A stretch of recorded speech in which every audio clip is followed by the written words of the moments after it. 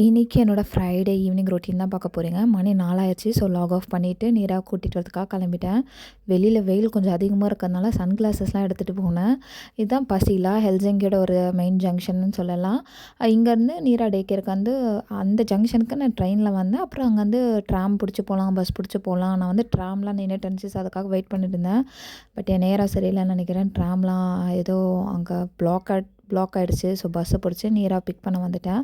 அங்கே வந்து டே கேரில் யாரோ பர்த்டே செலிப்ரேட் பண்ணி அவளுக்கு ஏதோ சர்ப்ரைஸ் எக் கொடுத்தாங்களாம். அதை வச்சு சாப்பிட்டுட்டு அதுக்கப்புறம் நேராக வீட்டுக்கு வராமல் நாங்கள் வந்து இந்தியன் மார்க்கெட்டுக்கு போயிருந்தோம். ஃபேஸ்புக் பேஜில் போட்டுருந்தாங்க வெஜிடபிள்ஸ்லாம் புதுசாக வந்திருக்குன்னு. சரின்னு பார்க்கலான்னு சொல்லிட்டு போயிருந்தேன். எதாவது வாங்கிட்டு வரலான்னு சொல்லி பார்த்தா அங்கே பார்த்தா எதுவுமே இல்லை. எதுக்கடா அப்போ போஸ்ட் போட்டிங்கன்ற மாதிரி இருந்துச்சு. அப்போ கொஞ்சம் ஃப்ரெஷ்ஷாக கொத்தமல்லி கருவேப்பிலலாம் இருந்துச்சு. அதை மட்டும் வாங்கிட்டு இங்கே காய்கறிகளும் நம்ம வாங்கி ரொம்ப நாள்லாம் ஸ்டாக் பண்ண முடியாது. ஊர்லலாம் எங்கள் அம்மா சந்தையிலேருந்து காயெல்லாம் வாங்கிட்டு வந்தாங்கன்னா அதெல்லாம் 2 வாரம் வரைக்கும் கூட நல்லாயிருக்கும்.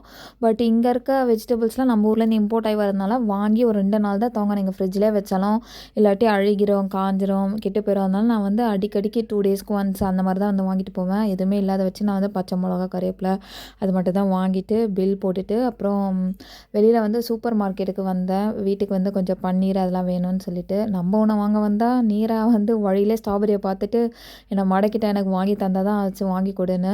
ஸ்ட்ராபெரி இப்போ தான் புதுசாக வர ஆரம்பிக்குது. சம்மரில் வர ஸ்ட்ராபெரிஸ் தான் நல்லா ஸ்வீட்டாக இருக்கும். இது வந்து கொஞ்சம் புளிக்கும். சொன்னால் கூட அவள் கேட்கல எனக்கு வேணும்னா. இந்த குட்டி பாக்ஸு 400 கிராம்ஸ் தான். ஆனால் அதுவே 4 யூரோ கிட்ட. சரி கேட்குறாளேன்னு சொல்லிவிட்டு அவள் ஸ்ட்ராபெரி பிரியர். ஸோ அவளுக்கு ஒரு அதை பாக்ஸ் வாங்கி கொடுத்துட்டு நெக்ஸ்ட்டு வந்து வாங்க வேண்டிய ஐட்டத்துக்கு வாங்கிறதுக்காக போயிட்டு இருந்தோம். வழியிலேயே அவளை மடக்கி இதை வேணாம் அதை வேணான்னு எதையும் வாங்க வைக்காமல் கூட்டு போகிறது ஒரு பெரிய டாஸ்க்கு தான்.